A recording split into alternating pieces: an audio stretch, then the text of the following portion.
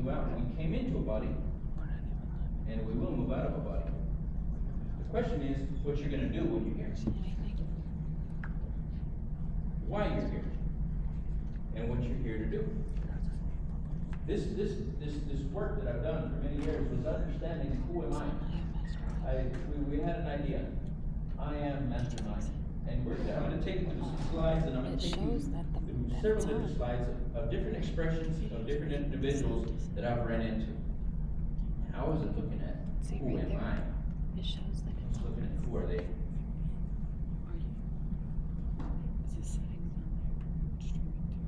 These stories that you're going to see up here were not about me. They're about the ones that started to believe in them. They're about the ones that started to distinguish their I am factor. These I am that you're going to see up here were not about me. So look at the company I am mastermind because I knew that all men were masterminds. They were just not aware of their power. They were not aware of their why. What distinguishes, what changes men? Why is it so many men dream but they don't dream equally? What is it? Background? Maybe beliefs? Maybe ideas? Why is it that so many men dream but they do not dream equally? So what's changing the way they create? What's changing their life and their lifestyle? What is distinguishing this plan? When you go into Zoom, do you put Anyone? Vision? It's working. Well done. Who is it? Go try it and let me know. Well done. So when we start to understand who and what we are, we start to find that there's things that are identifying with our personality, identifying with the way we communicate, identifying the way we bring in relationships to our life. The male, the female that we attract, the business that we go into, the jobs we run into. You think that's all nice thing? Nope. There's always one governing factor. Always. My mind. My mind is eccentric. And I'm going to take you through these clips here. And I want to go back to why you're here, why I'm here. And I gave you I am mastermind. That means each and every one of us was a mastermind. We're just not aware of our power. All the research I've done, all the work I've done was so that I could give back. It wasn't about me. This work I've done is not here for me, it's for the future. The Institute of the Mind, the goal for this Institute of the Mind is to be here whenever I'm gone, whenever all the other individuals that want to partake in what we're doing want to be a part of a growth that's here for consciousness and is here for society. I had a dream as a child when I came in that That's what it was. I had a dream that there was a platform, that there was a community of individuals that were here for consciousness, so that when it arrived and it arrived and questioned, who am I, what am I here for? It would be a place that would be able to take them and help them remember who they are, help them understand why they're here, help them understand their purpose, help guide them, and help them understand so that they can live to their personal factor. To live and experience the way they want to experience it and not be ruled by the beliefs, by the system, by a controlled model that I see that is here today. When I came in, I don't remember this. The way government, the way things are, to me this was not right. I do remember it, but I remember it not being where it should be. All that research took me into 2010. All that research and development, all that working on me, going back and forth, and yes, I did live, yes, I have existed, yes, I have the old common term was life happened. How many times have you heard that? Life happened. Well, when life's just happening, you're like a cork in the ocean. Through this, and through this work, on all the research, 2010, I fell upon some information. I was guided. That information came from up high. I was asking for guidance, desire, and will again, purpose. I was asking for direction. I knew that I was here for more, but I would not get the information. 2 or 3, I was revealed that I was not. I was revealed that I was here for more. I didn't have my why. I didn't know why I was here. And I was thinking that.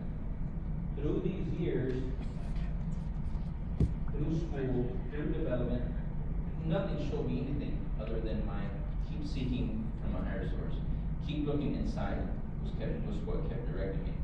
I received, you could say, a dream. You could say, you could call it fantasy if you like. I received a vision that we'd be all over the world and we'd be doing exactly what we're doing today.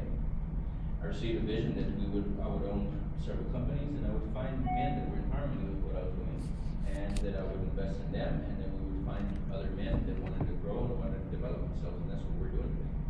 I received a vision that I would be in oil and gas and I received a vision that I would own commercial construction.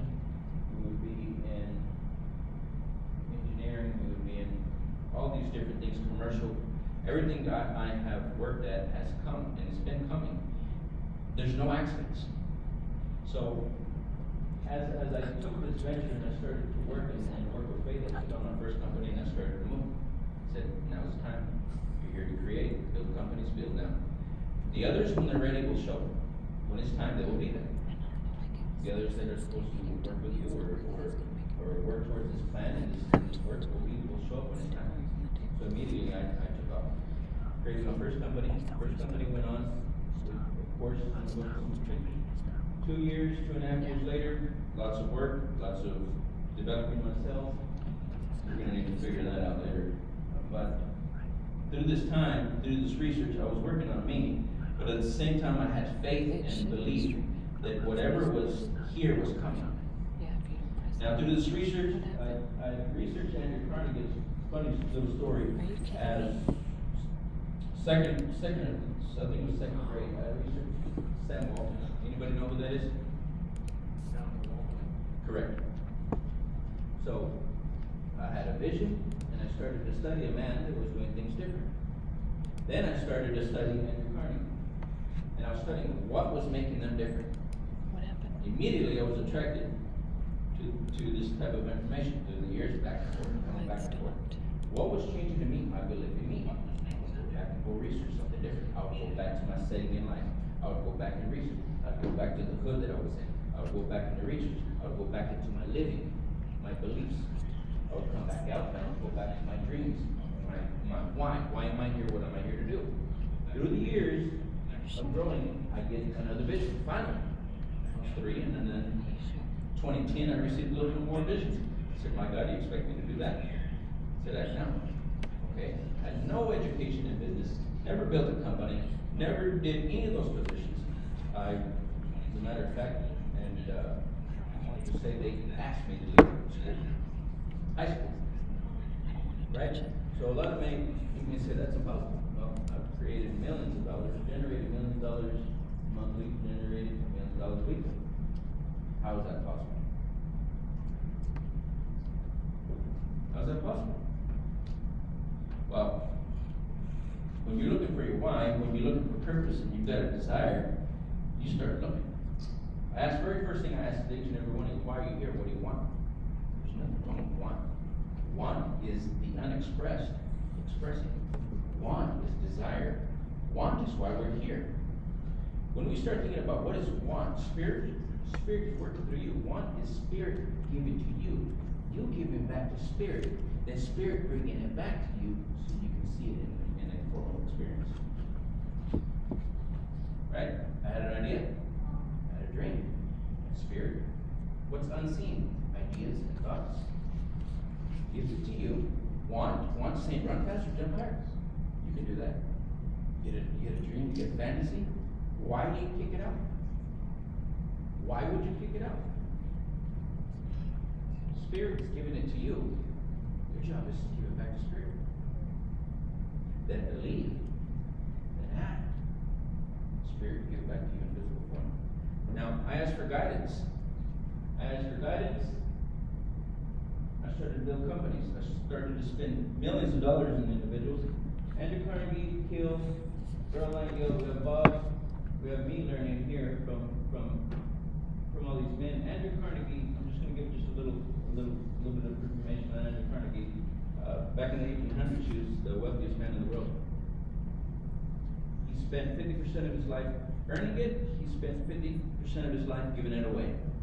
They said if Andrew Carnegie would have kept doing what he was doing, he would have owned the whole world.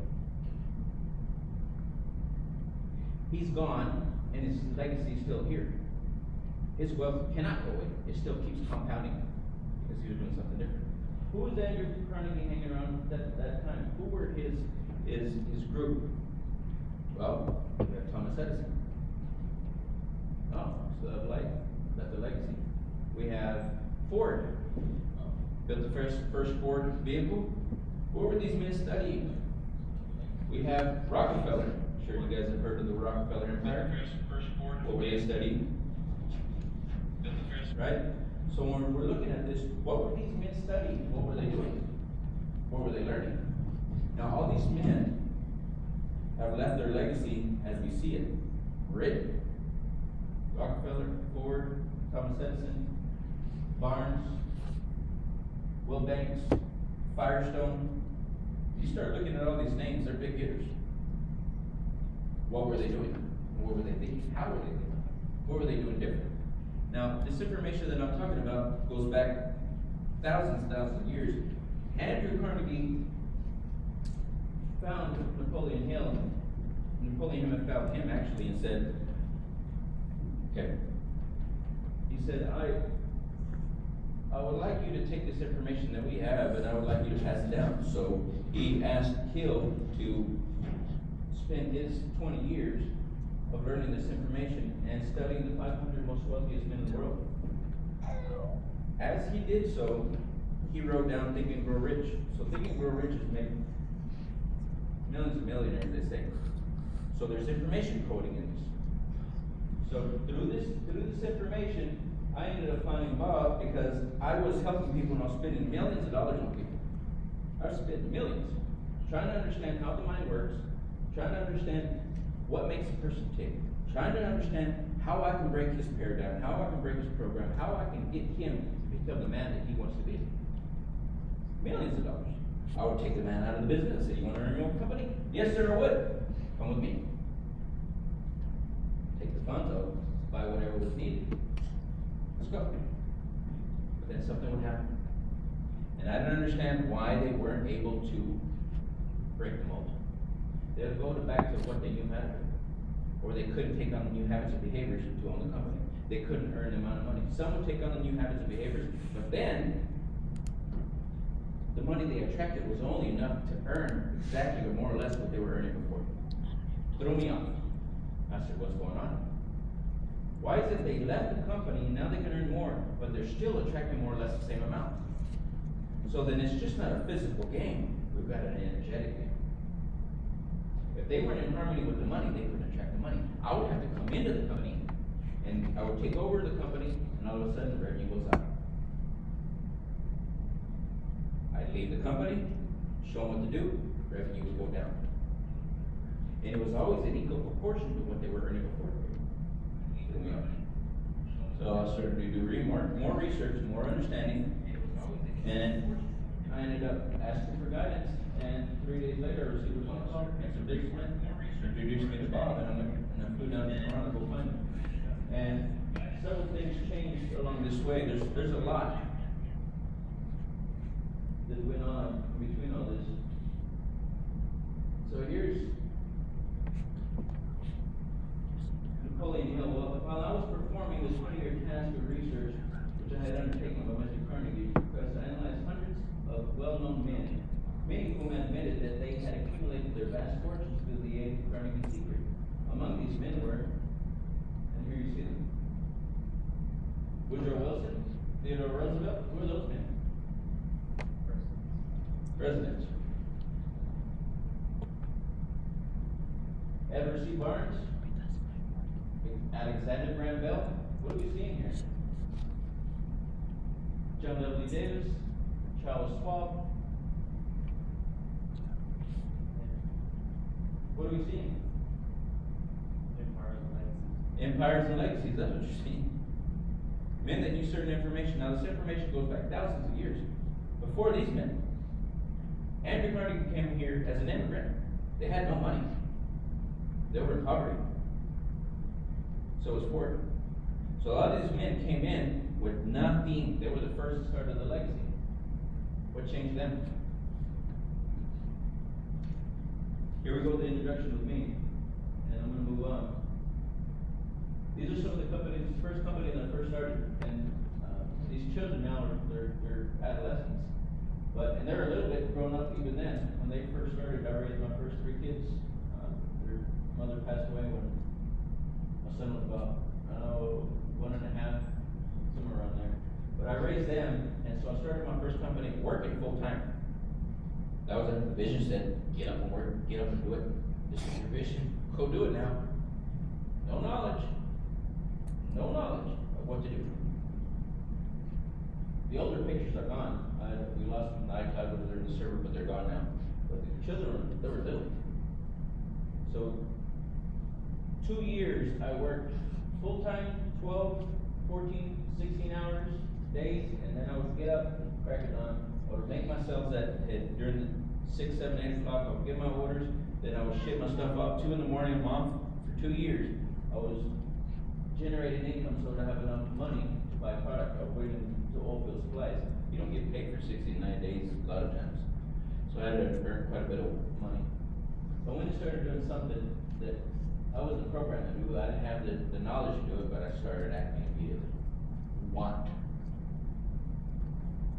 I set a direction. Here, through the years, I ended up meeting Taha, and he's going to come up and give his story here shortly. And through this, I had visions, again, commercial construction company. I ended up meeting Taha. He said, I was looking for somebody in oil and gas. I want to get in oil and gas. Click. The universe is working for you. It's your responsibility to connect the dots. So then, we started to talk, started to work together. Here's a little bit on Taha. He'll give his story here shortly, South Tech Construction. So we're meeting each other and we're doing different things, we're moving along. Things are changing. We're growing, we're adapting. We're starting new companies, doing new different things for my children. They're getting older here. Emily, I'll introduce Emily here in a little bit, and we have Corey here. I met Corey. I'm going to give a little story of Corey. This story is not about me. This story is about you.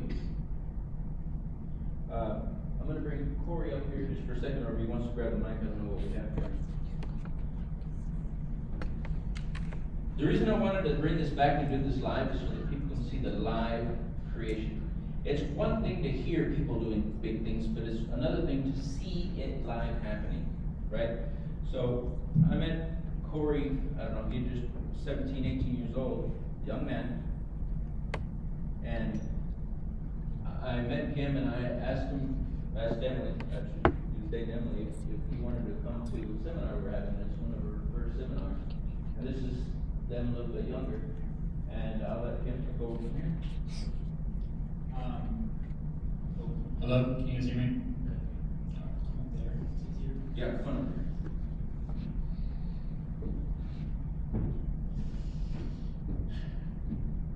It's been a fun ride so far. So a little bit of background on me and kind of sharing my story. I'll keep it kind of short. But I first met Abraham, getting to Emily, dating Emily, and then being introduced to Abraham. And if anyone's ever been nervous about meeting their girlfriend's dad, it gets a little bit more nerve-wracking when one of the first things that he says to you is, you know, your thoughts aren't really your thoughts. You know that, right? And that kind of set me back, and I was just thinking, like, what?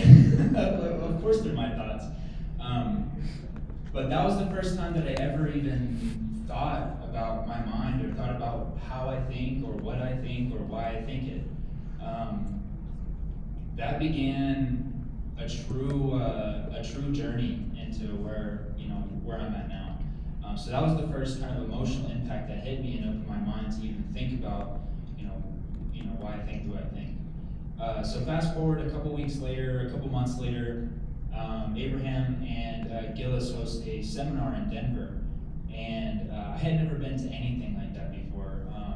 Coming from a childhood of poverty, and around me I saw addiction and all this stuff. I'd never met anybody that had any type of wealth. If somebody owned a business, it was an uncle who cut bonds every couple of months or something. So I had never seen anything like that. So I remember selling. I sold pretty much everything I had. I had a computer, I had some clothes, some exercise equipment, and I sold all of it just to pay my rent at the time. I lived with, we had 2 other roommates, so I lived with 3 roommates, and just to pay my portion of rent, which was like $400, I sold all my stuff. Just so I could take the time off to go to this seminar. Me taking 2 days off, I had to sell my stuff to make ends meet. So I go to the seminar, and that's where the second emotional impact hit. This was the first time I'd ever been around anybody that, that had any kind of real success, that, they moved towards something that they were proud of. I'd never seen that before. And being around these people and being around Abraham and getting to know all these guys who, men and women who are just moving toward their worthy ideal, that really changed me. So go through that seminar, come back, and then I think maybe 2 weeks later, I quit my job and I went to go find something more. And I went to go search my first sales job. And my personality, what I was told all throughout my life as well, is that you're quiet, you're shy, antisocial, all this stuff. You're not a salesman. Sales isn't for you. Maybe do this or do that. And so I found the first sales job. I think it was the first day. So I found my first sales job at a buy here, pay here car dealership, which wasn't the easiest thing to make money at and sell. But my first day there, I remember, even take a step back, I remember walking in for the interview. And this was the first time where I really applied anything that I had learned. I remember walking in for the interview for that job and kind of being nervous before walking in. And I just told myself, think of the person that does really well at this job. Believe that you're the best salesperson in the building. How do they walk? What do they think? How do they speak? And I remember thinking that, and I remember embodying it, and walking differently through the building, and just holding that and getting emotionally involved with it and really believing it. And I go into the interview office with the HR person, and the finance manager is sitting there with me. And before we even said anything, I just sat down. And the finance manager he said, I can tell I'm really going to like working with you. I haven't even said anything. We haven't got anywhere in the interview, but the energy that I was putting off, and all of the little things coming together because of my beliefs changing that moment, secured it for me. Then sold a car my first day, leveraged that into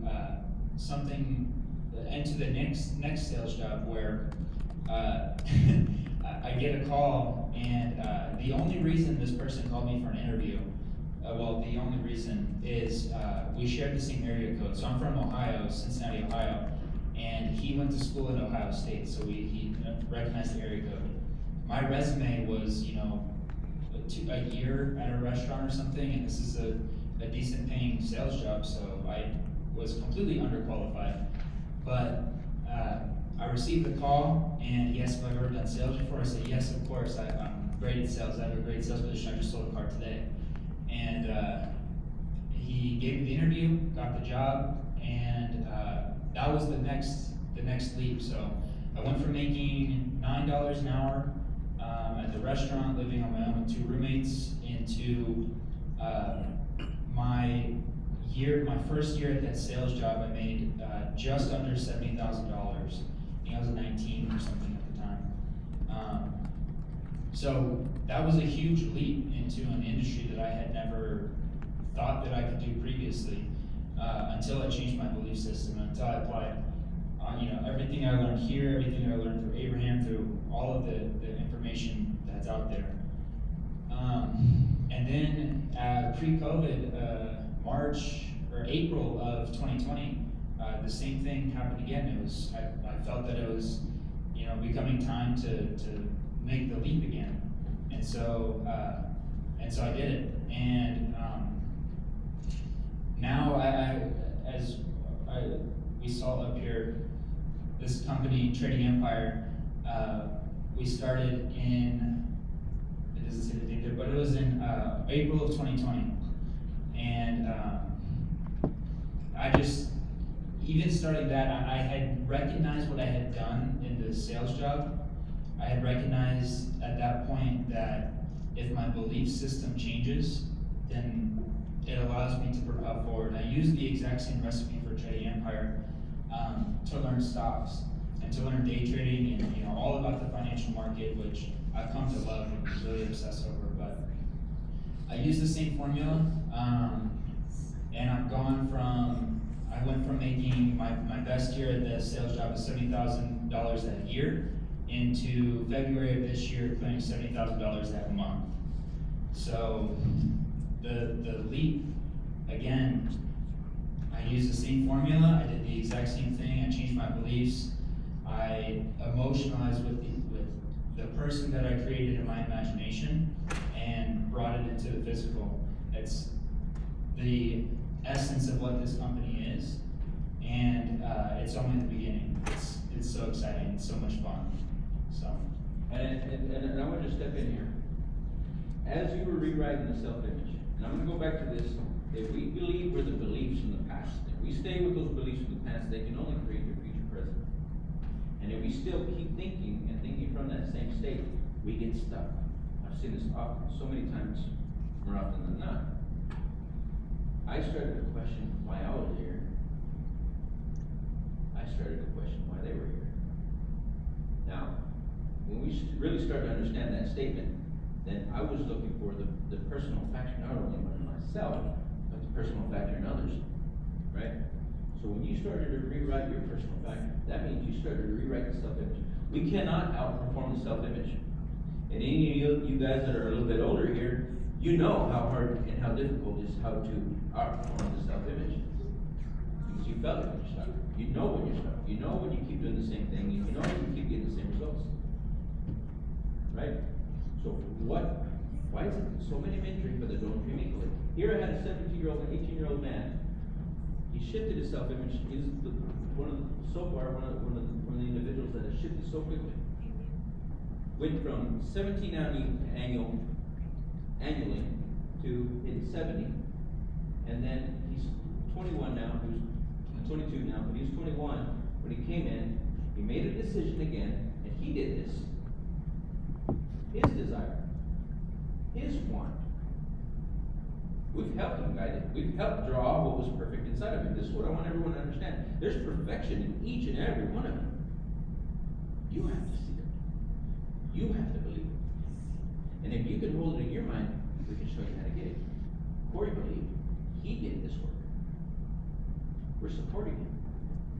His vision, his want, his desire. We're coaching him through the way.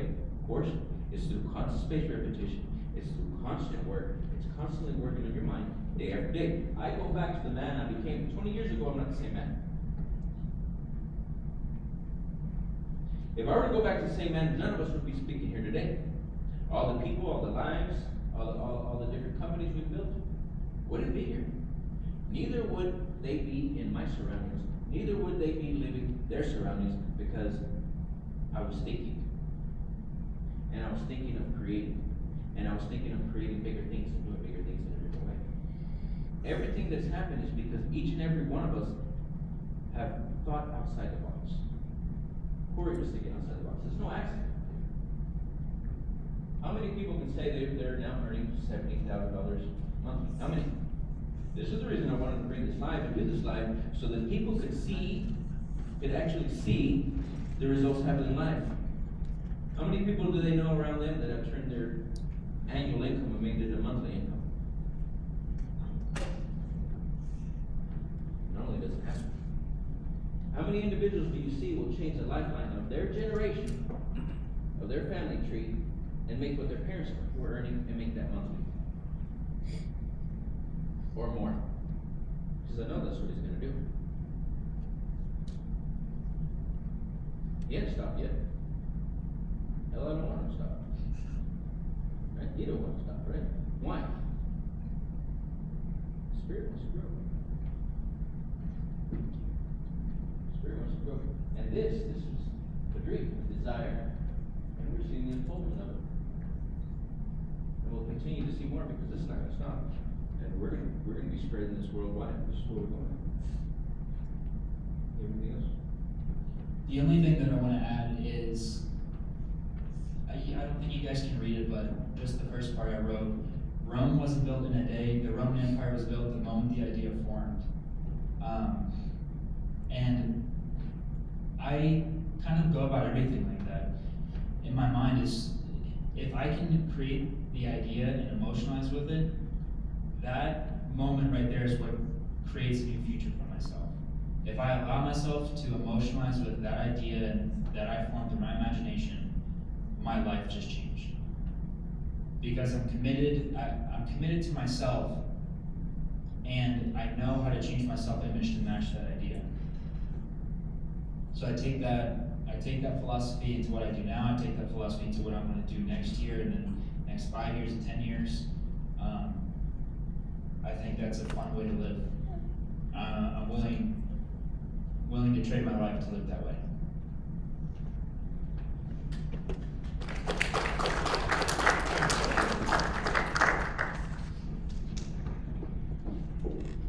As we start to look at what's going on, now, again, very first thing I asked everyone was, what is it that you want?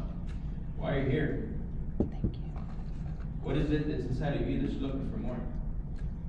Right? That's going to be that spiritual awareness that's saying you're worthy more.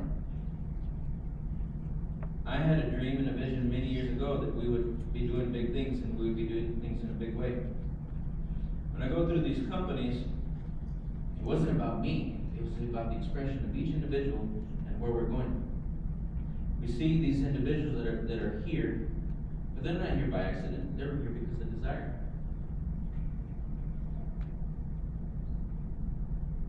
This is TIC, another company we started, and we have Pablo. Pablo's not here with us today. But again, another vision.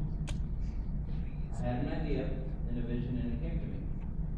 And I said, why don't we get into the construction department?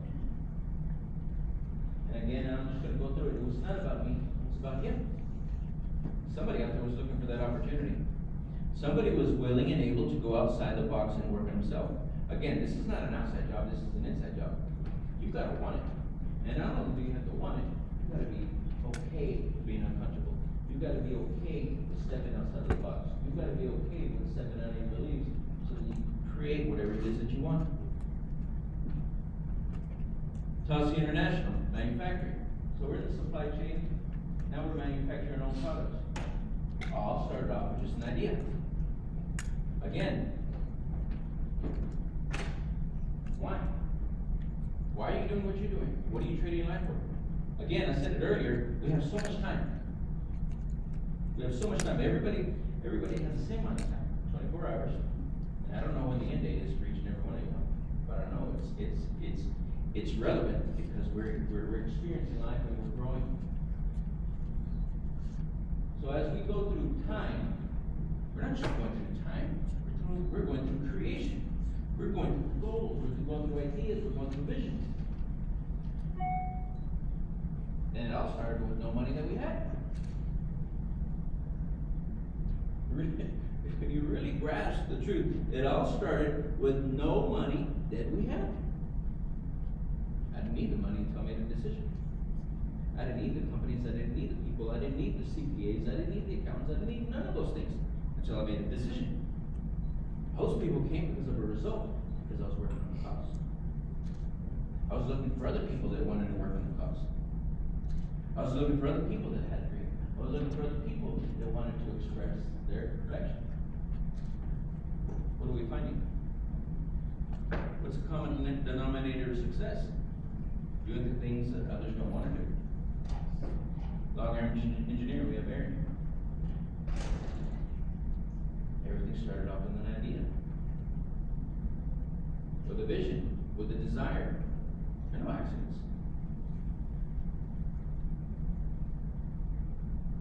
I'm going to show you this real quick. I've done this several times. This middle of COVID, and I've got other videos, but I wanted to do this live. So I started documenting. Minute of COVID, I don't watch the news. I don't care about the news. I don't want to know about the news. One thing I want to know is where I'm going. If I don't see the circumstances, I know that I'm going to create them. I know that my vision and my belief and what I want is the only thing I do. I'm getting feedback from individuals around me that it's going to slow down, things are going to happen. Do we need to cut back? Do we need to let it go, people? Do we need? Why in the hell would I want to do that for? Why would I want to think of that? I said right now, when everybody's running out, we should be running in. How can I capitalize? First thing I ask. How can we provide more value with where we're at and what we're doing? Got on the phone, asked for direction. I was given direction again because I asked. Just ask. Start asking your spiritual consciousness. What is it that I want? What is it that I want to create? Where do I want to go? When we start asking, you can receive. Let's see if this is going to do this.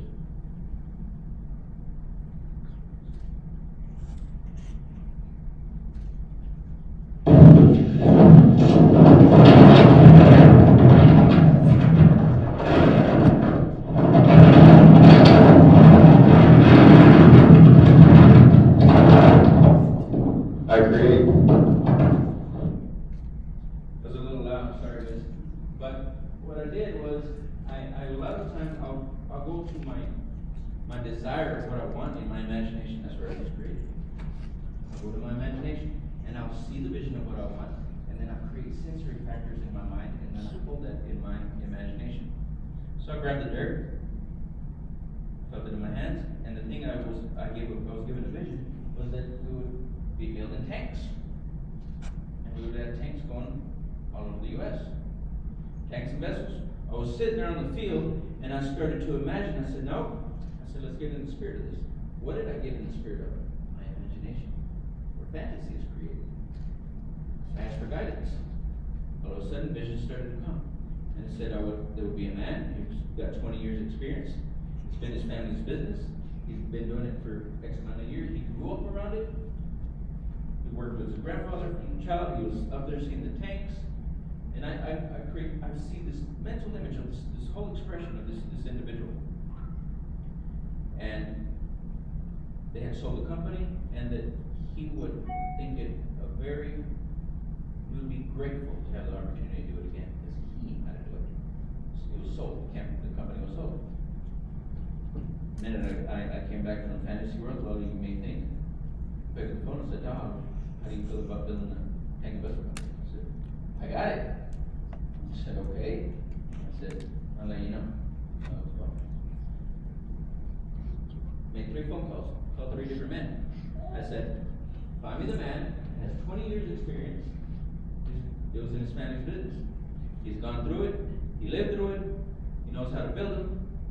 And he would really love the opportunity to do it all over again. And now it's his. I think it was maybe 6 minutes, 5, 6 minutes. I'm leaving location. Guess what I get? Get a phone call back. An individual says, my name is Jody Day. He says, I hear you're looking to build tanks. I said, yes, sir, I am. He said, I've got 20 years plus experience. It was my family's business, and I grew up in it. He said, as a child, I was walking around the tanks, and it was my grandfather, and I know how to do it. I did branch sales. I've done the whole, built the tanks, worked the tanks, sold the tanks. They ended my grandfather and sold the company, so they thought they were going to be able to hang on to it a little longer. They kicked me out. You know, it was a big corporation, so now they've got it. And I don't know how to build them. I hear you're interested in going to look into maybe building tanks. You were looking for somebody who's got the info. What did I hear? I heard my visions.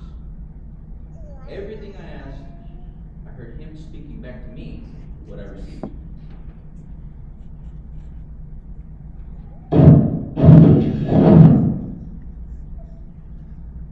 Months later, guess what we're doing?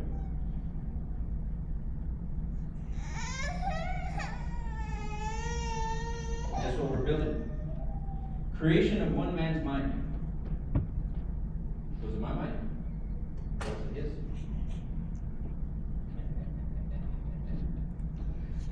This is great. Creation of one man's mind. Was it mine or was it his? You see, the way the universe works, it connects the dots. If you're looking for something, somebody else is looking for something. And the universe is always working to create unity. I was looking for an opportunity to bring more value to society. This man was looking for an opportunity to do what he was here to do, what he wanted, his why, his desire. He said, man, he goes, I never would have thought I had a chance. He said, I was looking for you. I said, hell, you didn't know it, I was looking for you.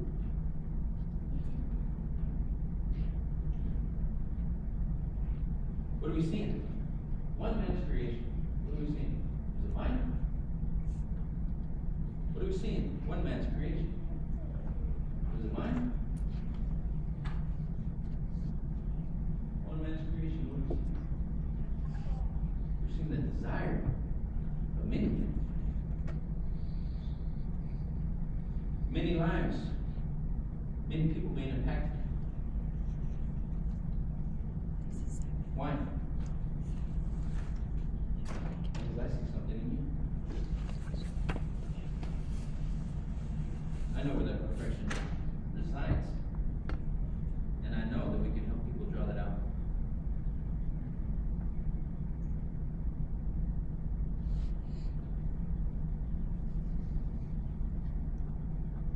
A little further, we're moving this further into full turnkey solutions. And nobody doesn't know yet, but we're going to own the whole company. You know why?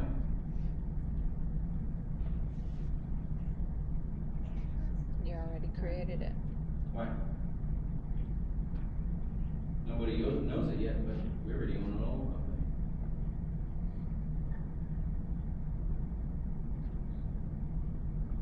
What am I saying? Creating your future. Whatever the mind can conceive and believe,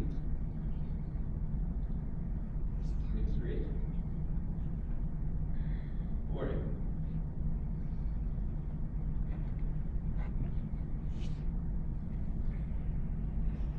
Or I'm at my time here. We've gone a little bit over, and there's more I'd like to show you, but that'll have to be for another time. But the biggest thing, the impression I want to leave behind with everyone, is that we're perfect. We're spiritual beings experiencing a physical reality, not the other way around. And if we're spirit, that means we're perfect. And we're none of that things for the past. I want to bring Emily up here just for a second.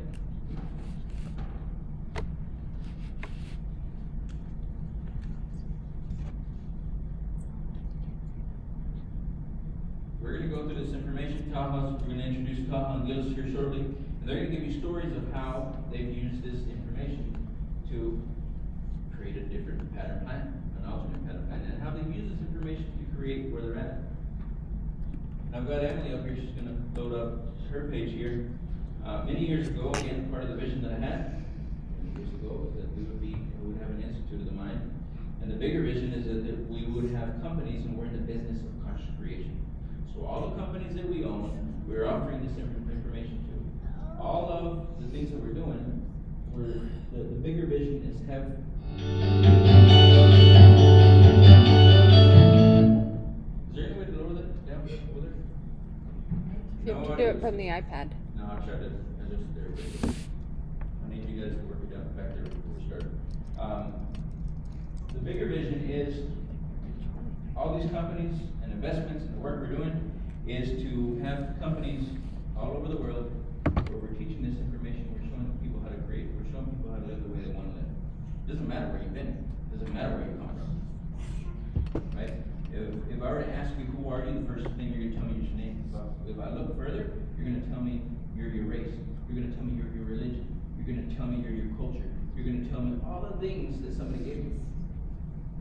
Who are you? First thing is that I remember I was I were to say, Corey, you were born in China. If I were to zip you out of here and you were born in China, who would you tell me you are today? If you were born in China from Chinese family, who would you tell me you are? Chinese would be my culture, would be my identity. Right? Then you tell me your name. Yep. Everybody agreed that we have an essence about us, right? Everybody thinks they have an essence about them. Maybe there's a little bit of spirit and they have a soul part, right? Does everyone believe that? Science has been trying to measure this for years, and whenever that thing goes, the body just flatlines, and the body immediately deteriorates, it's gone, right? So there's an essence that they've been searching for. Where is consciousness? Where is spirit? But if I take spirit and I were to move it into a different country, into a different world, and I move it into a family, who do you think he's going to tell me he is? Whatever it is they told me. Whatever it is they told me. Whatever beliefs he walked into, the timeline that he walked into, the geography that he walked into, he's going to think he's all the things that he walked into. A lot of you didn't know you're living a pattern plan of somebody else's beliefs. Religion, race, relationships. We're growing up, we see mom and dad. Or maybe not. Maybe one mom, maybe one dad. Maybe neither. Where do we get the child has no ability to reject information from 0 to 7, 0 to 5. No ability. The child comes in perfect. Spirit is perfect. The ideas that comes into now start to configure the way it thinks. And this is where Emily, my mother's daughter, we spoke this many years. We needed to impact people. We need to impact people on a social level, people that are already creating, right? They're already here. We've already been programmed. And then we also need to impact the people that are having children, because the child's being born every second. And guess what they're receiving? Ideas that don't belong to them. But the child doesn't know who he is. He's just accepting. This is where we started Institute of Mind for Children. Yes. So, this kind of covers a little bit of what Abraham said. But to start off, my name is Emily Sky Carranza. I am the founder of I Am Kids. And this kind of just gives you a short story of how I Am Kids even came. So it all really started when I was 10 years old. That was my dad's first company, 2010, whenever I started to see him completely shift and completely change his life. And he was learning key aspects on what to do and what not to do. And I was like, okay, this is really interesting. And being a 10-year-old, I'm like, okay, I want to learn this, but at the same time, I'm like, I don't know, like, how much stuff am I missing? And so I really took in all the information that he was teaching and what he was showing me. And I realized at that time, what is the difference between people that are rich, that grow up in successful families, and the people that are poor? And I really started to understand that difference with my father, since he completely shifted and did the unthinkable whenever he started his first company, and for him to go on and keep on growing. And it was in 2010 that me and him sat down, and we're like, we should open up an academy for kids and teach them all of this information, because you don't learn it in school.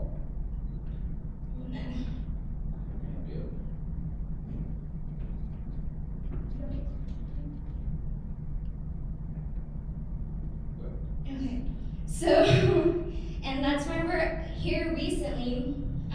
I was teaching with I am a PGI consultant, and for a while I was like, okay, so I like teaching, but my passion is ultimately children.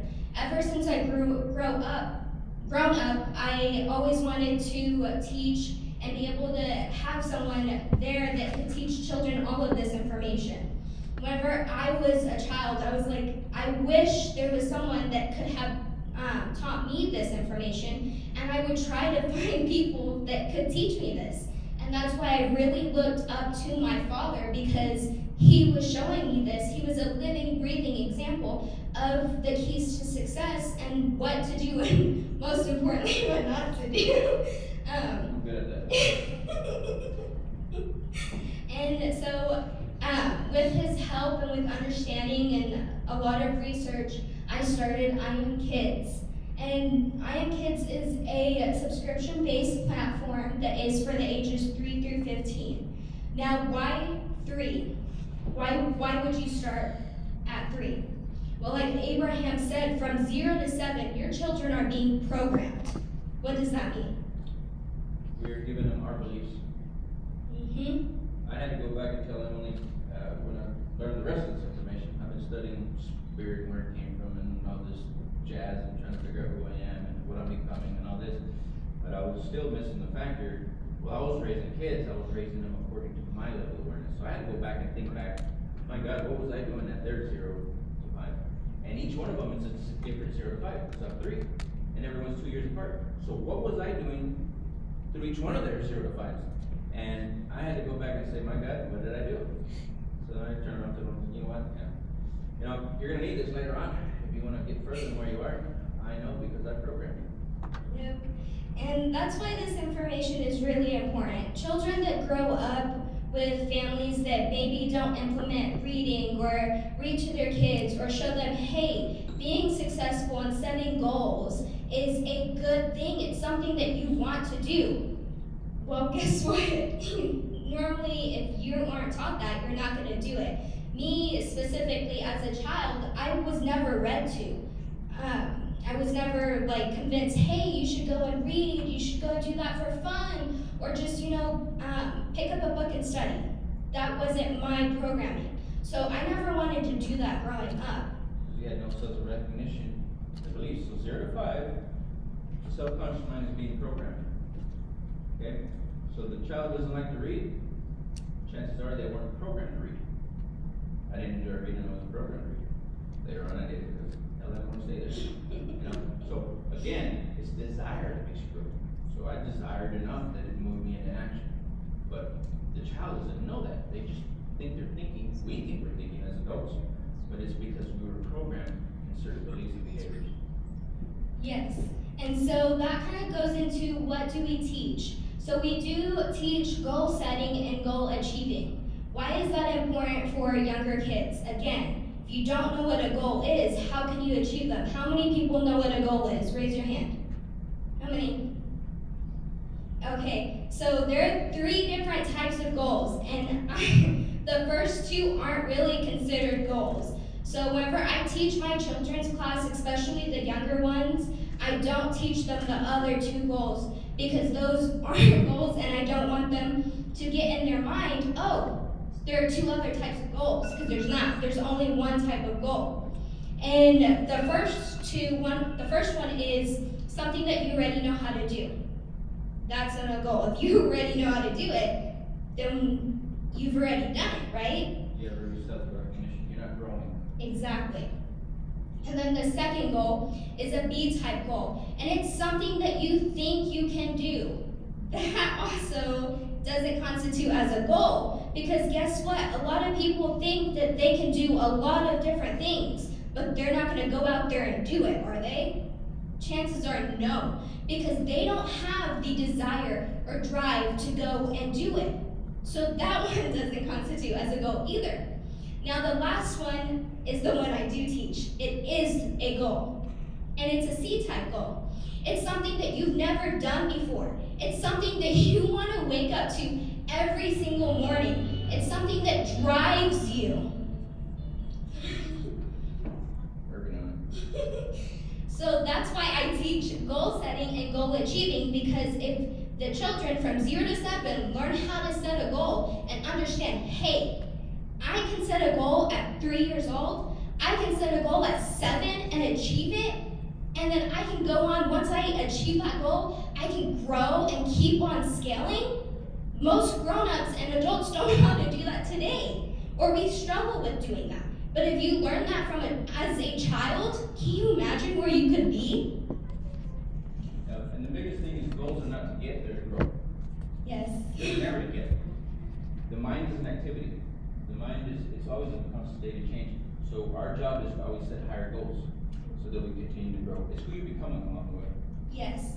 And these are a few other things that we do teach in I Am Kids. We are running short on time, so I'm just gonna go ahead to the next slide. This goes perfectly with goal setting. Before you click it. Okay, good.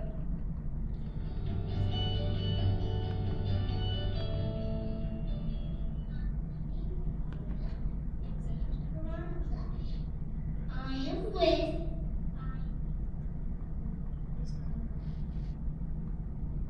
Okay.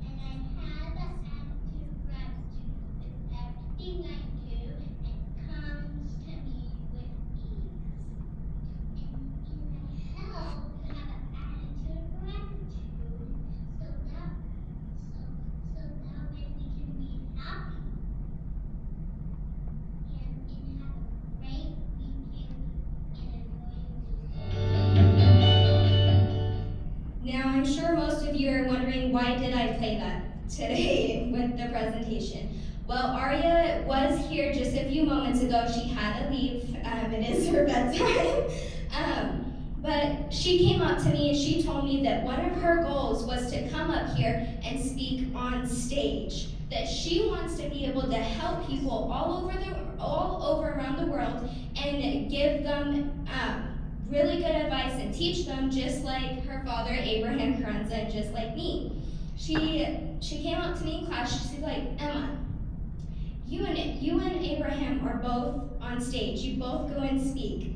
I want to do that. And she asked me if she could make a video, putting her hand on the heart, telling the promise to herself. And this is something that we do every single Saturday, the first thing that we do in class. And so it just made me super happy for her to know what her goal is and for her to ask me, can I do this? And of course, I had to say yes. You can't say no whenever, something like that. So it just made me super happy, and I really wanted her to be here to see it so that she can see, hey, she is helping and she is teaching in her own way.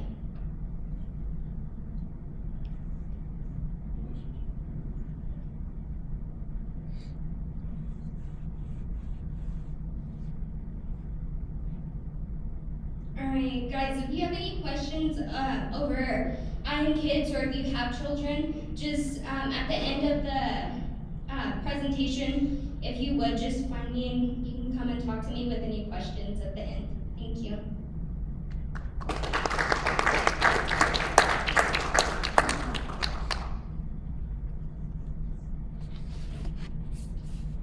I'm fixing to get Taha up here. Just real quick, I'm gonna go through these and I'm just gonna touch on it. And Taha's gonna go through it. Every frequency is connected from one above to one below. This is why you can get any idea. The brain is an electronic switching station. Pick up ideas. So we pick them up according to what we're thinking about. Every time I made a decision, I went into the fantasy world, directing my mind. We are a what? We're just a massive entity. This is where science has been trying to study. We're to measure consciousness. Well, we're a massive entity. So what we're thinking about, we're bringing about. And if you could, what are the two weakest things people have? Weakness of what? Attention and poverty of imagination. Well done. Weakness of attention and poverty of the imagination. So we can't imagine and we can't continually hold that image. We're not going to circumstances, you can always see what you don't have. This is where you don't get emotionally involved with those ideas. We're energy. And if we can keep holding our ideas, again, trying to measure where is consciousness, brain, electronic switch station. Einstein, they took his brain out. Trying to find Einstein. Guess what? They had plastic. Where was it? Spirit was gone. Any idea that's held in the mind that is emphasized, that is either feared or revered, will begin to clothe itself in its most convenient and appropriate form available. This is the way it works. Andrew Carnegie, richest man in the world, what was he saying? Rockefeller, first one as well. Where are they studying? Edison, Ford, what are they saying? I'm going to let Taha come through here, and he's going to touch on these other areas. Well, thank you. Can you hear me? Yes. Okay. How's everybody doing? Good. I'm excited to be here, and I don't know how much time do we have. 40 minutes. 7:23. Okay. So I'm going to do this short and quick. The reason I'm here today, and I'm very excited to be here today, because of you. I'm here today because after I learned this information from Bob Proctor, everyone has helped me a lot with the information, and I'm here to express my excitement and tell you a secret. I discovered a secret 5 years ago, and I understood that how I can create the life that I want, right? Very quickly and very easily. That's why I'm here. I'm here to tell you that good news. So if you're here, you're right place. I want, if you are, a couple of years ago, I was in your position, right? I was sitting where you're sitting, and I was wondering, how can I reach my goal, and how can I live a life with ease? So this is me, 2014. I live in an apartment. I worked on the east side, East Point Market and MLK Burger on the east side of Lubbock, right? And I was driving that car. This is me, 2014. And this is me today. Became multimillionaire, and I changed my life. I changed my life around tremendously. And I owe that to one big secret, one discovery that I'm about to talk about. Paradigm. What is paradigm? You wonder, right? Paradigm is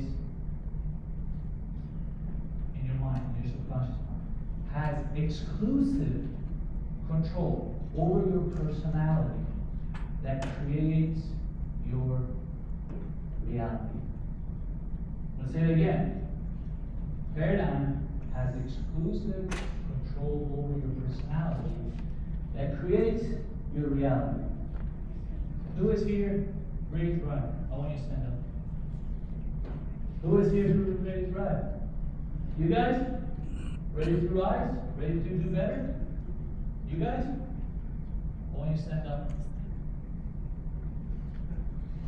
I want you to stand up. Yeah. You know why you're standing up? Why you guys are here? Because you know there's more. Because you know you're worthy. Because you know you deserve it. I want you guys to give a big round of applause for yourself.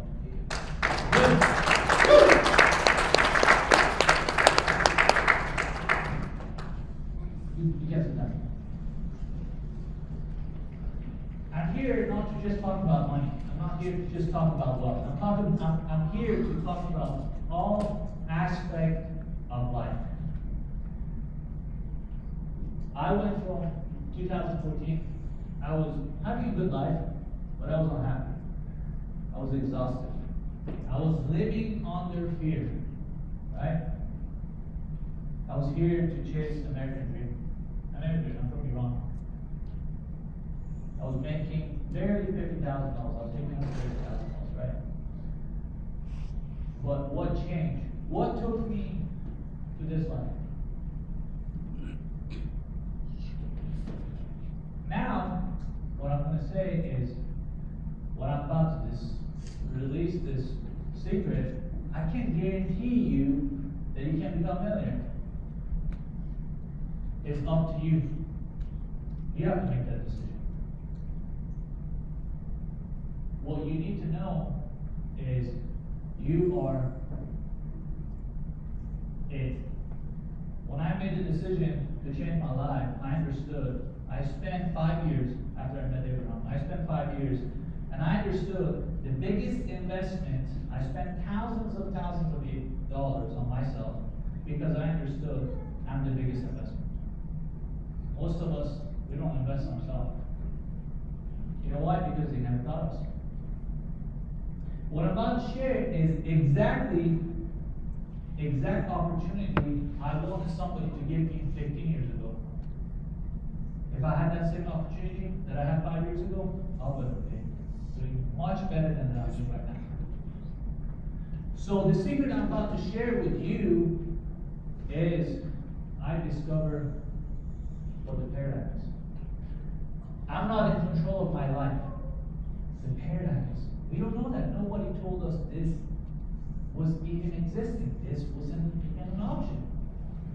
What is a paradigm? I learned a lot from Bob Proctor. He's my mentor, as well as Abraham. The paradigm is a mental program that has almost exclusive control over our habitual behavior. And almost all of our habitual behavior, almost all of our behavior are habitual. What does that mean? Think about this.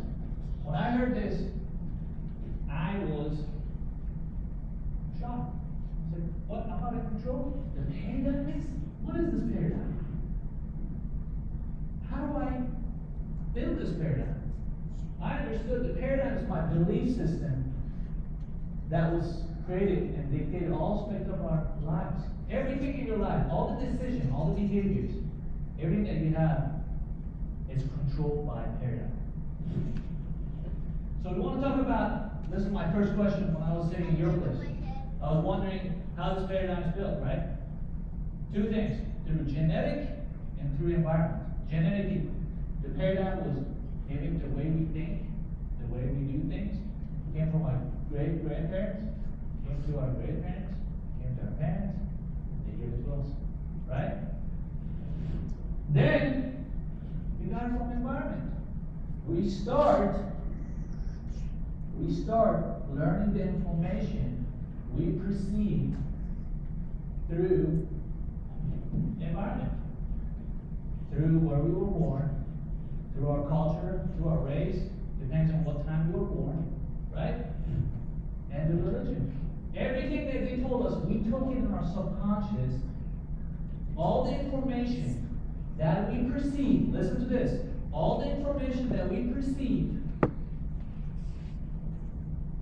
as an idea, we start concluding those ideas and we create a belief. We became conditioned. I'm trying to run through this really quick. We became conditioned, right? And our environment, through our environment, how to think, how to make decisions, how to behave. And that determines our results. Right now, every one of you, the reason that you're living the life that you're living is because of your paradigm. You think you're controlling, you think you're thinking, but that's not you. It's the program. It's interesting, right? So how is this paradigm affecting us? And you're saying, okay, why am I influenced by environment? Because when you were born, all you did, because you didn't know anything, all you did is learn from what you can see, from your outside world. And that influence continues till today. How many of you start watching news and they're saying the economy is bad and you start believing the economy is bad? Because that's the way we think. We're influenced easily by what we hear, what we see. Right? It's good gonna get more interesting. So here is paradigm effect. Paradigm effect has, I want to talk about a little bit of I'm trying to run this through real quick. I want to talk about a little bit of how our limited belief, these ideas that we have in our paradigm, how they're built. They're built through when we were kids, right? And how they're affecting us. I want you guys to think, who has the microphone? I want you guys to think, what are the belief? If I talk to somebody for 5 minutes, I know their paradigm, I know where they're talking from, I know those ideas, I know their mental programming, where's it coming from. I want you guys to think, of the limited belief that you hear all the time. They were suggested to you through society, family, or environment. What are those? Can anybody tell me? I'm going to tell a little bit of myself, what I heard. Money is the root of all evil. We think with our subconscious mind, subconscious mind. We think with our subconscious mind. When I'm thinking and believing, when they told me, my parents, society, religion, that has told me that money is root of all evil, guess what? I want to make money. I want to make more money. But because the subconscious is my conductor, is controlling my behavior and controlling my action, guess what? It won't let me make money. It won't let me become wealthy. Right? This is the secret. How many of you heard that you need to go to college and have the degrees to make more money, to make good money? Right? I heard the same thing. I went to school for 6 years because of that. Because my dad told me, hey, I went to school, you need to do school to get your master's, then you're going to make a lot of money. Right? But when I let my subconscious mind and my action and behaviors, I need to go to school. How many of you have heard, prepare for the worst?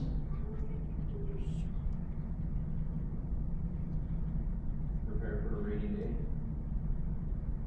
That's in your subconscious mind.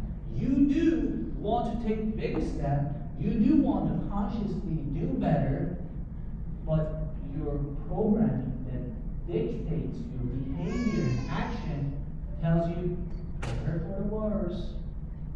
It's coming. Things are about to be worse. Things are about to be bad. Right? What else you guys can think? Can you give the microphone and say, I want to see what you guys heard? Limited belief that is controlling right now. Play it safe. Play it safe. Why?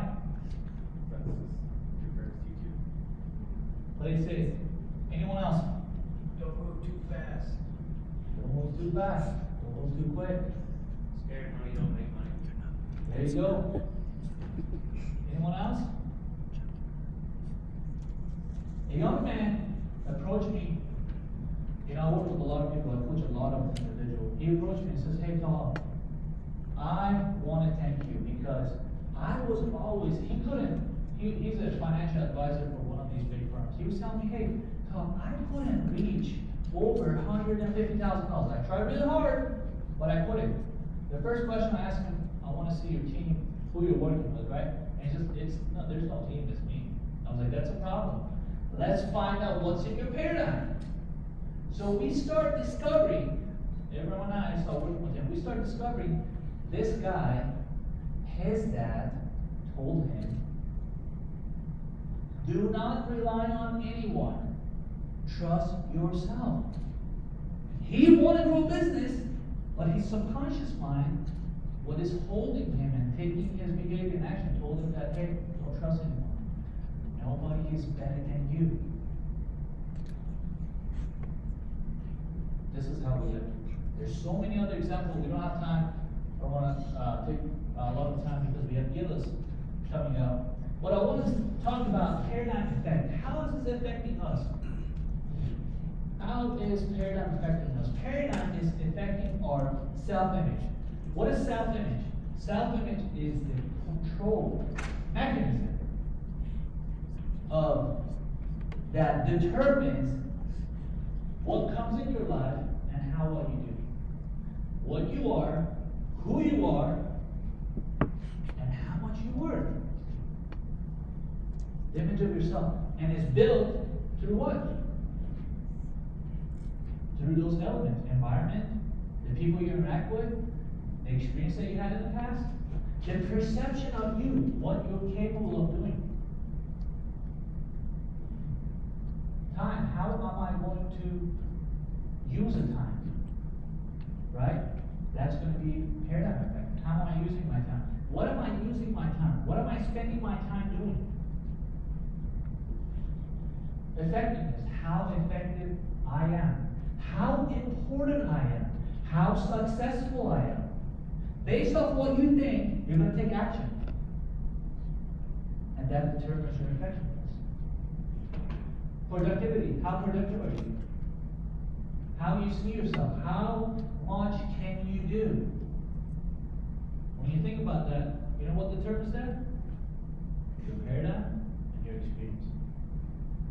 So you're always going to be in limitation. Always. This is what I look. The paradigm will start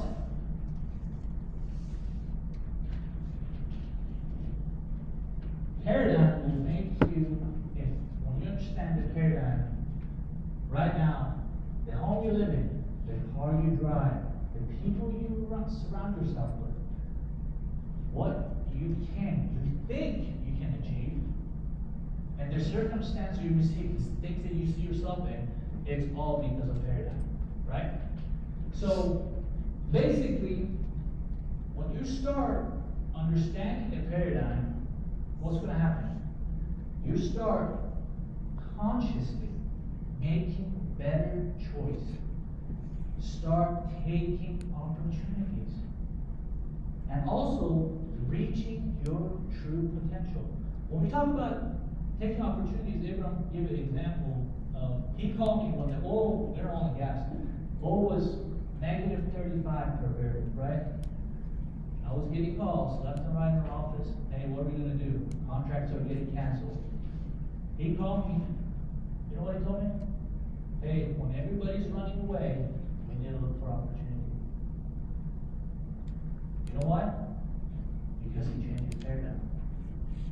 And guess what we did? We looked for opportunity and we found Jody. And we created Toss International, a company that is set to be making $30 million a year.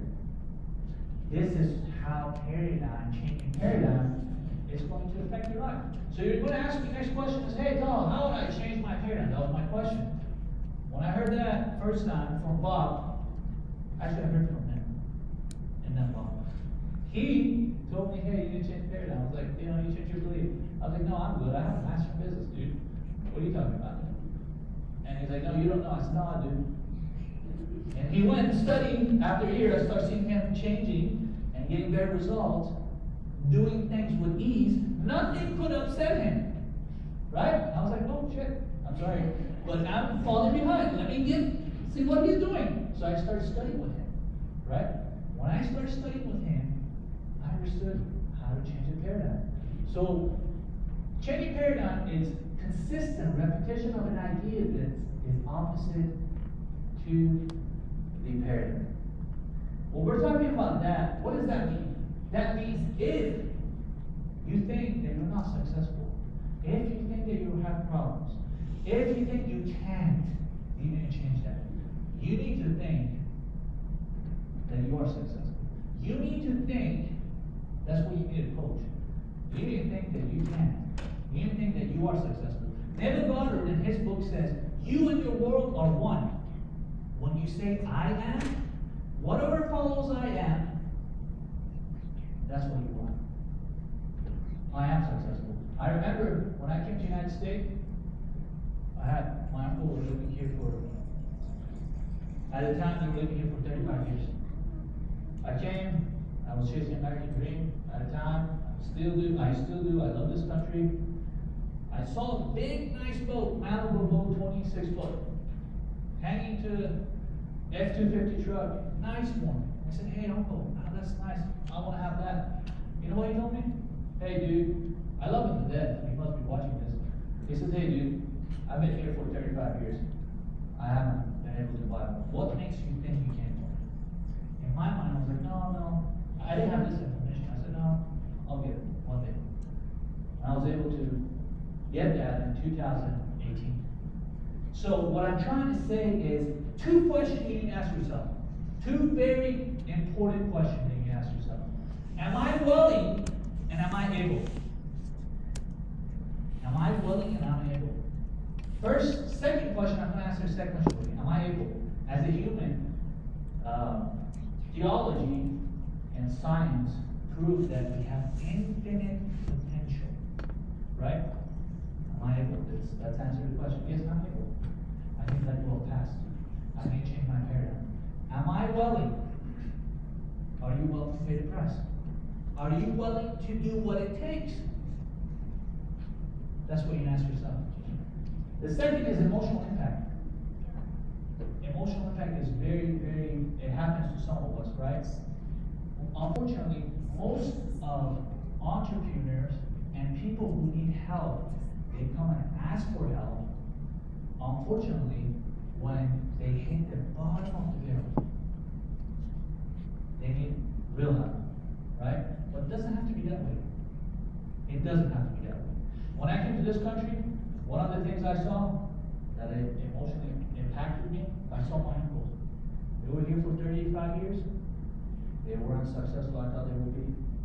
That had an emotional impact on me. I said, I need to change something. I don't want to live like that. I came here for a better life. I came here to drive a Lamborghini.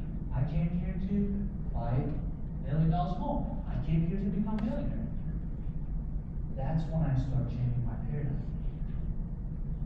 What I'm saying here today is, before I have Gillis on, I want you to think about this. I don't want you to say, hey, Tom, that was good for you. You were driven. I'm not from this country. I've been here 10 years.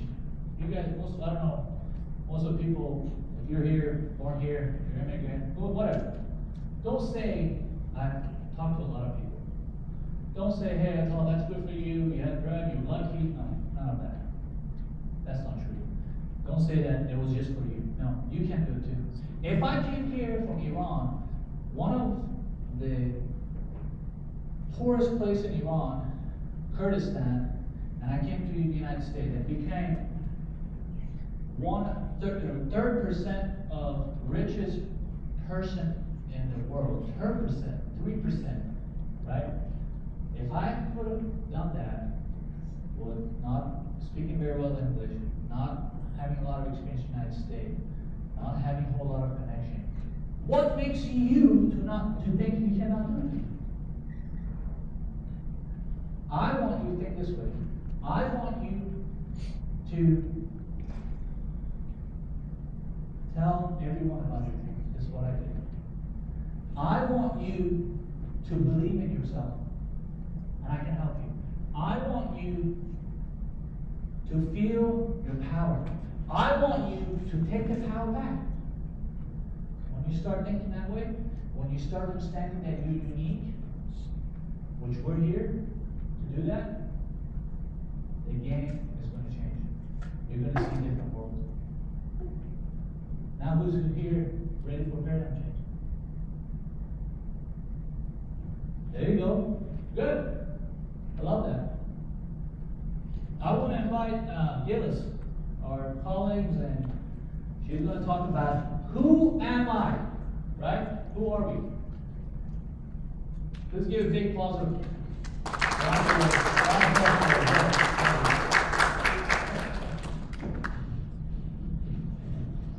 Alrighty, how's everyone doing? So, thanks everyone for coming out. Super excited to be here. If you want to, how about you stand up and jump up and down 3 times? Just get your energy out. Just do it. You know you want to. Alright, ready? Let's just do it. 1, 2, 3. There you go. Wake yourselves up. Alright, so today I want you guys to ask yourself these 2 questions. First question is, who am I? Right, you guys have heard from Abraham and Taha, and by now, you know you're not your name. You know you're not your beliefs around where your religion is, whatever it is, right? That's not who you are. You're not your body, right? So really think about that. Who am I? And the second question,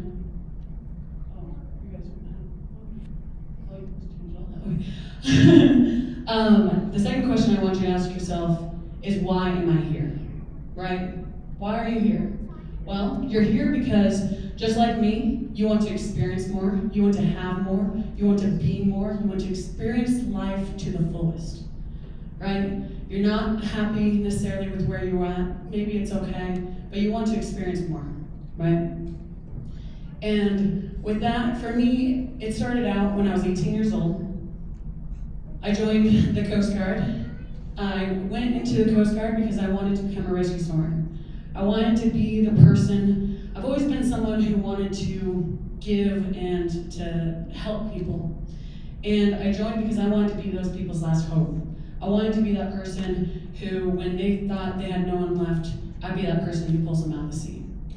And so I joined the Coast Guard. I ended up in boot camp hearing about how there was an award to become most physically fit male and females. I was like, this is my opportunity.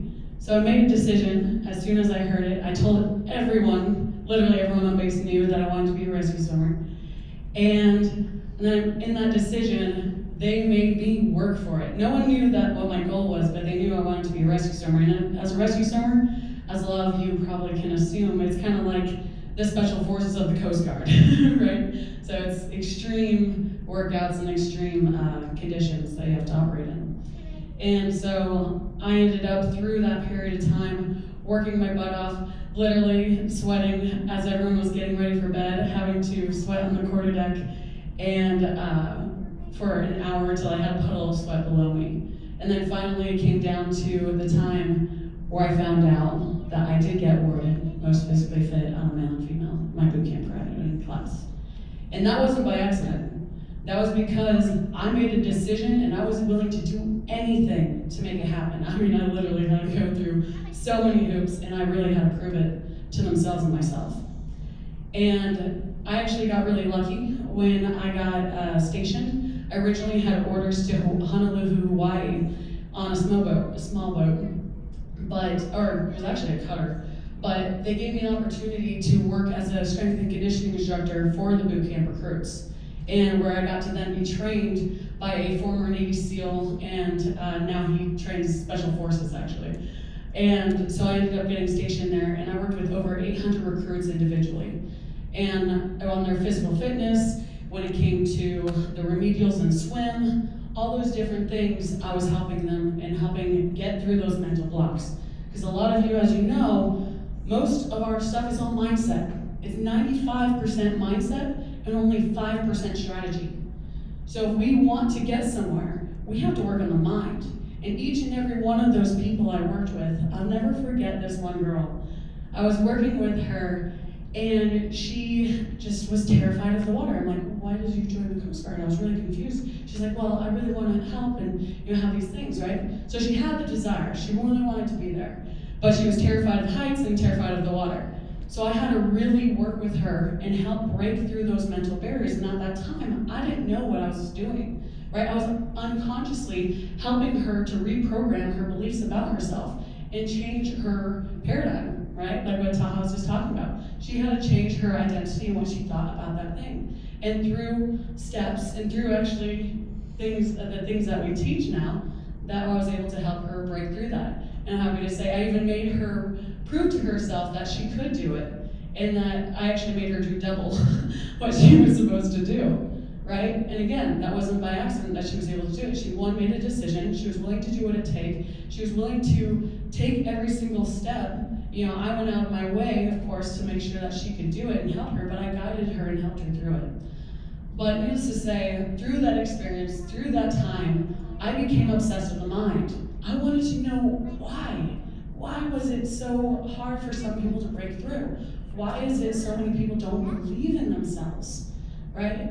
And so I kind of, on my side time, started obsessing over personal development, understanding, and what makes someone's mind work, and what makes one person excel versus the other one. And it just really got me on this track, and I found Bob Proctor. I ended up going through, I'm not going to tell all of it because obviously I don't have a lot of time, but I ended up getting to the lowest point in my life. I got out of the military. I was earning over 6 figures as a personal trainer, water physical therapist, and USA swim coach. And I gave it all up because my husband almost died 4 times a year. And that was the moment that we decided that he couldn't be in the military anymore. And so we ended up getting out and moved back to Colorado, where family, unfortunately, things didn't go according to plan. And we ended up in my parents' basement with a 3-year-old son. And in that time, I made a decision. I was like, I'll never forget. Let's see if the photo's up here. There it is. I'll never forget. I ended up going from this high point, I was really successful, had all these clients, working with these kids, loved it. To then, I ended up being a receptionist at an assets and annuity firm, and where I was serving people cookies. And I remember serving this couple, and this man looks at me, he's like, oh, well, thanks for the cookies, why didn't you bring me a steak? And I remember just in my mind, I was like, I went from doing all these things, being in the Coast Guard, and doing all that, and training all these people, and making such a powerful impact, to now serving people cookies asking for steak. And it just hit me like a ton of bricks, and I was like, okay, I'm done. And it was actually, I feel kind of bad about it, because it was my stepmother-in-law's company and firm that it was for, but I walked up to her and I was like, I'm done, I'm over it, I'm not doing this. I'll put my 2 weeks in. And she just looked at me, just baffled. She's like, I can't believe she just said this. But it was because it was like that breaking point. That was my emotional impact, right? Taha was talking earlier about there's 2 ways to change, an emotional impact or repetition, right? A lot of times the repetition has to follow suit with the emotional impact, right? So for myself, I got really emotionally involved. My husband and I decided to create a media agency, and because I knew the future was media, so prior to that, I spent thousands of dollars, lots of money, on marketing and learning to be able to make money online. And so I ended up using my GI Bill and going to school, and I actually ended up making more money by doing that, by getting basic allowance of housing to be able to get it. And then January, so that was the summer, and then in December, I made a decision, we need a mentor. And I wanted to have the best of the best. We kept thinking about, who would it be? And I kept going back to Bob Proctor, because Bob Proctor was the person that, when I was in the military trying to understand the mind, who I ended up learning a lot of that from. And so I made a decision that January, we were only on track to be making like $35,000 that year. And we just had started the company, we were just looking for clients. But guess what? It cost $35,000 just to go to the event, to be able to meet him, and then me to be able to go get mentored by him. But I was determined. And I told my husband and everyone, and my mother thought I was crazy. They're like, what are you doing? You just got on your feet, you just got a place. Like, what are you doing? You just got out of living with your parents. And I didn't care. I was like, I'm gonna do this, I'm gonna make this happen, and I'm going to really make a name for ourselves. I'm gonna get us back to where we used to be. And I always kept remembering all the things I had accomplished. And so I made a decision, and needless to say, the event was 4 months away. Only 4 months. And I ended up deciding, I was like, okay, well, let's do it. And so we put like $2,000 down on using a credit card, and we ended up making it literally 3-4 days before is when we put the last down payment on it. And we ended up going, and that's actually where I ended up meeting Abraham. And by that summer, so a year from the time that I was living in my parents' basement, no, hopeless, just working at a job, serving people cookies, miserable, ended up creating a business that then generated 7 figures that next year. So it's not that challenging to change. We just have to believe in ourselves and continue to act on it. So that was me when I was at when I met Bob Proctor. That's actually his office.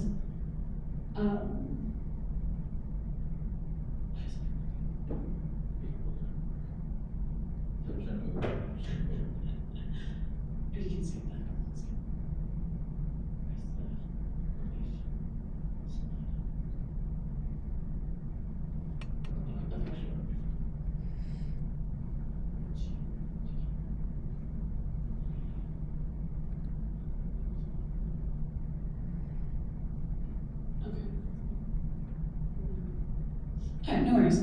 So I have a slide that has the definition of belief. Well, it's not the definition of belief, but essentially, well, it's unbelief, but yeah. It appears that it regards them and commissioned by a higher authority to arrest any forward progress in a person's life beyond the person's level of belief. And these beliefs take their marching orders from the laws of the universe, essentially. Right? And when we believe something can be done, the mind will quickly and automatically find reasons and things to be able to make it happen. And the same thing, when we don't believe something can be done, our mind's going to find reasons and things to justify why it cannot be done.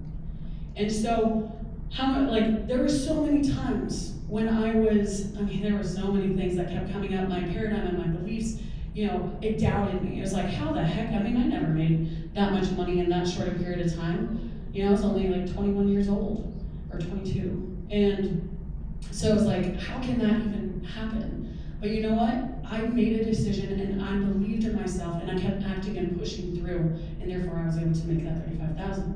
But I very easily could have went to the disbelief, which so many people don't believe in themselves, right? That goes back to the self-image and how we see ourselves, right? Because the world in which we are experiencing is only a direct reflection of where we're thinking from and who our identity is, right? We then experience the people, the places, every single thing in our life is in direct harmony with where we're thinking from and where we believe. So it's the moment we shift, the moment we change. It was the moment I changed within myself that I went from living in my parents' basement, miserable, hating my life, to then being able to create a very successful media agency. So remember, when you're looking at your life, if you don't like where it's at, that's okay. Now the thing is you need to do is make a decision right now that you are going to change and get crystal clear on what it is you want. What do you want to create? What do you want to experience? Because guys, this is the only life we got so far as we know. So we need to make the most of it and live it and experience it fully. Not to what other people want us to do, not what our parents want us to do, what we want to do. What do you want to experience and create in this life? Because guess what? It takes one decision and one shift and then just actions and taking those steps every single day. And before you know it, it's your reality. You look back and you're like, man, how did that happen? And so I'm going to shift a little bit. So when it comes to all of this and all these things that Abraham, Tom, and myself have learned, we learned that it was through the repetition and it's through investing in ourselves that we change, right? I had a mentor, right? Bob was my mentor. Abraham also was part of my mentor. We went with each other and we helped each other grow and learn and understand this information.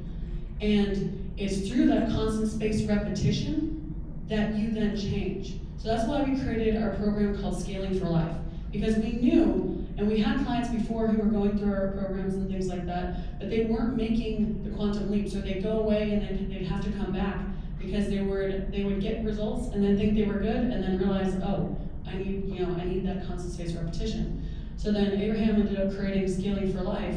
So then you're getting the daily doses. So then every single day you're operating consciously, right? We're not having life happen to us. We're creating the life, right? So with that, then we have our different levels of thinking into results, where it's you get to meet with us every other week, where you get to be involved in a group of conscious creators, of people who have the desire to be more. Then we have our Business Matrix program, which is for entrepreneurs, sales professionals, and business owners, where then you get to surround yourself with other entrepreneurs and other like-minded individuals who are also growing, right? So wherever you are in life, it's great, because we're at a starting point. But it's one decision away, one step, and we can create anything that we want. Thank you.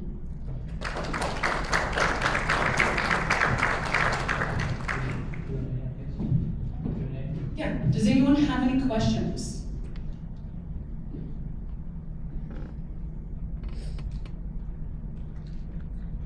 You can't tell me you don't have questions. I had a lot of questions. I just have questions. Yeah. Where can we find more information about the services that you're showing? Yeah, so with the programs and stuff, you can go onto our website, or also we have forms in the back that you can also look at. You'll be able to get more details. And then, so those of you who are on streaming, if you contact support@immastermind.com, you'll then be able to get in contact with us and be able to schedule a call. Anyone else have any questions? Go ahead. We plan on having at least once a month.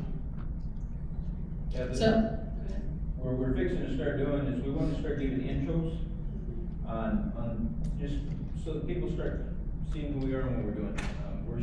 We're gonna start giving actual live seminars. We're gonna start teaching this information. So those we'll be charging for those, but we wanted to kind of give people an intro to who we are and what we're doing. And the biggest thing is bringing this out to the public and showing people what they're capable of. and remind you who you are, and to step back into the power that lies within you.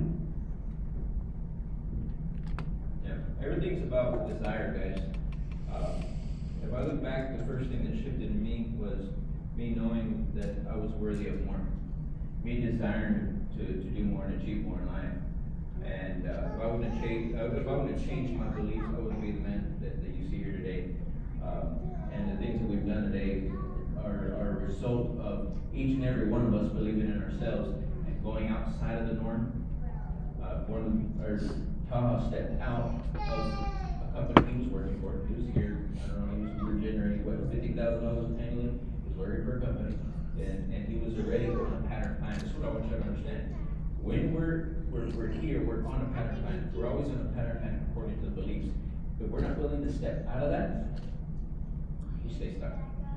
He was willing to step out of that pattern plan and go outside of the norm. Everybody told you what? Yeah, you can't do it. Yeah, it's not possible. You don't have enough resources. You're not English, not good. You don't have enough experience in the United States. All that. You should wait, You should wait. get more experience. Yeah. Right? You went to college, you had a master's. Yeah. Right? Yeah. If you would have stayed doing that, what do you think the outcome would have been today? The employee. Yeah, work for someone. Now probably make $60,000, $70,000, $80,000 maybe. I've been 10 years ago, no, 8 years ago, I had a friend. I said, where's the friend? He was making $80,000 as a construction project manager.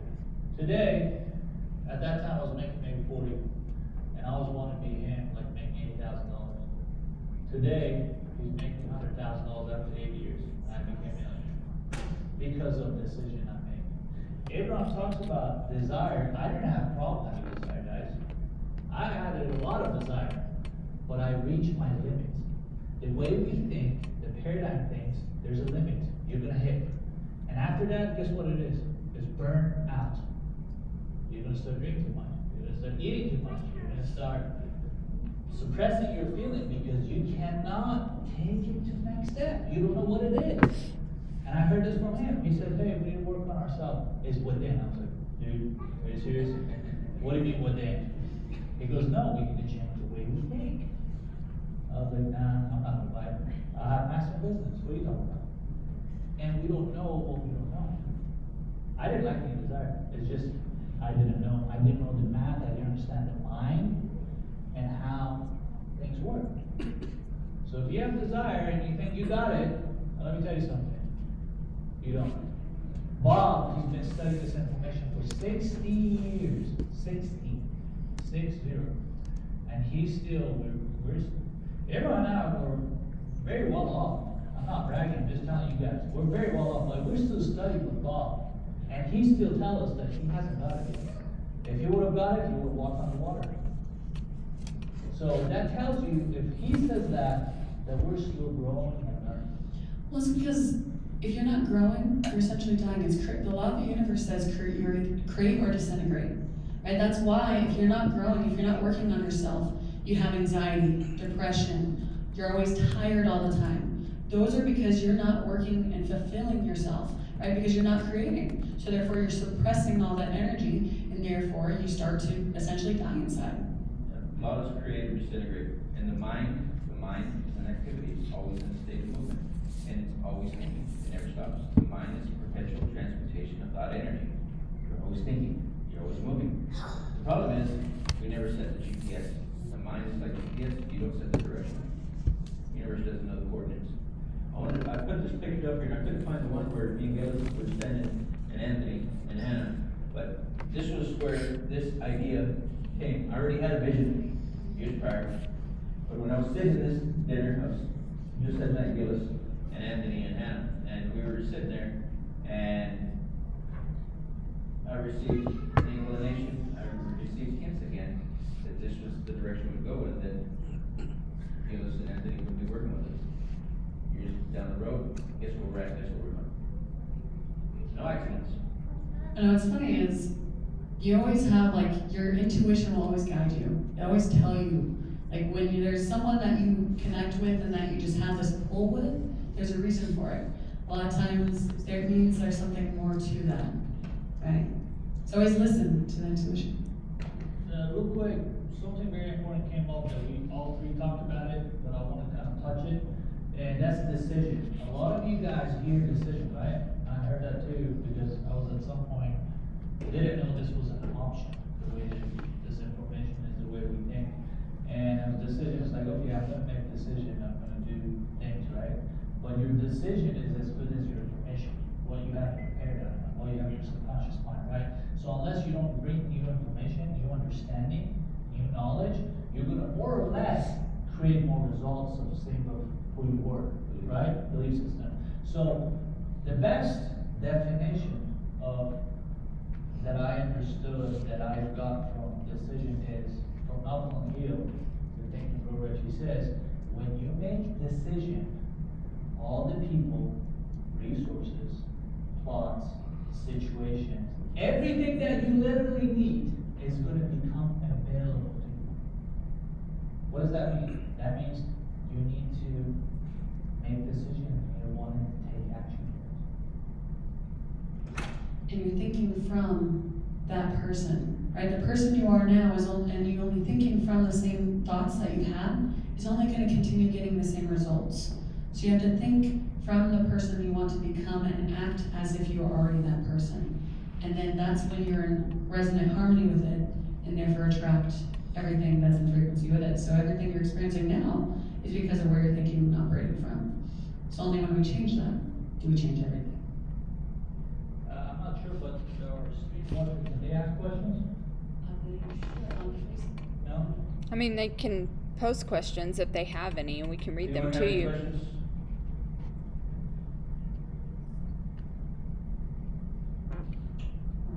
Okay, well, we're happy and we're happy to share this information, and we're glad to be here, and thank you for you guys being here.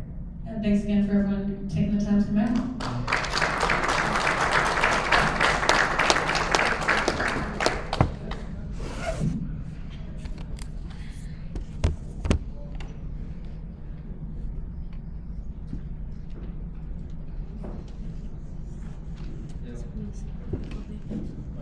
I'm gonna start tearing down because it's gonna take a while. I'm gonna start tearing everything down because it's gonna take a while. Finish the live.